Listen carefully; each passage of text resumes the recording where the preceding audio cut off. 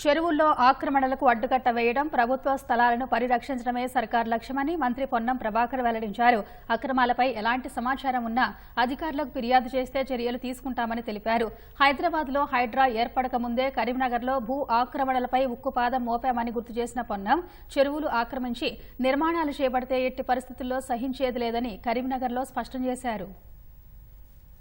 చెరువు ఆక్రమణకు గురి అయినా, ప్రభుత్వ స్థలం ఆక్రమణకు గురి అయినా, పేదవాడి స్థలం అక్రమంగా కబ్జా చేసుకున్న అధికారుల దృష్టికి తేండి. గతంలో జరిగినటువంటి ఆ రికార్డుల మీ దగ్గర ఏమైనా ఉంటే కూడా, లేదా ఆర్టీఐ ద్వారా తీసుకొని కూడా వాటన్నిటిని సమర్పించినట్లయితే చర్యలు తొందరలో తీసుకుంటాం. ఎవరి స్థలాలు అమ్ముకోవద్దు, కొనుక్కోవద్దు అనే అంశం కానే కాదు. ప్రభుత్వ ఉద్దేశం ప్రభుత్వ స్థలాల పరిరక్షణ, చెరువుల పరిరక్షణ.